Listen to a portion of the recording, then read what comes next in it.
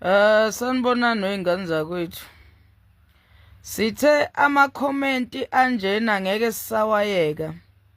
Umuntu ofika uyifakela ividiyo yakho afike ezokhomenta udoti. Umnandi-ke lo usebenza nokusebenza, uposta nabantu asebenza nabo. Kulula ukuthi nje atholakale. Kulula ukuthi atholakale. Senze isibonelo manje. Abantu abavele bakhomente konke ukunya. Uthi niyaphendula nina kulolu hlangothi kuthiwa nifaka inhlabathi ephalishini lo muntu uyabona. So kwenza isibonelo nje impela ngabantu ababehave ngalolu hlobo lolu kwi-social media. Thina senza into yethu.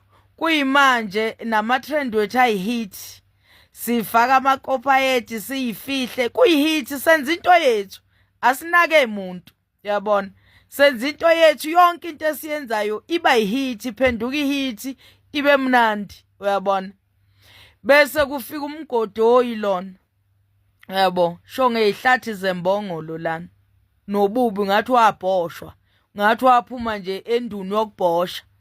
Uze kwi-account yami, kuyividiyo yami, uzokhuluma lento lena ayikhulumayo. Yini? Nihlushwa yini kwenza into zenu ejabulisa nanxakwa yini? Thina iqhawe lethu lasikhuza athi singaye engulubeni soyibhixa ngodaka. Ngeke usibone sicoco. Mina ngeke lokho akhipha isitatimende nje. Wathi asihlalene eqhaweni lakhe sibuka iqhawe lakhe singaye engulubeni soyibhixa ngodaka. Uma uye engulubeni weyibhixa ngodaka hawusuye umlandeli wakhe. Phindanga mina bonakala engicommente ey'ntweni noma kuthiwa angiyibuki nakuyibuka, ngiyibuka lokhu okungijabulisayo. Uyabo, sakhuzwa thina iqhawe lethu liyakholwa, thanda ubuntu, liyasikhuza mangabe sibheda siphuma endleleni liyakhuza. Uyabona. Manje sokwenza isibonelo ngawe ke mfowethu zokwenza isibonelo ngawe ke manje mina. Uyabo. Uzongisiqiniseka mina ngizokudomenika. Bye.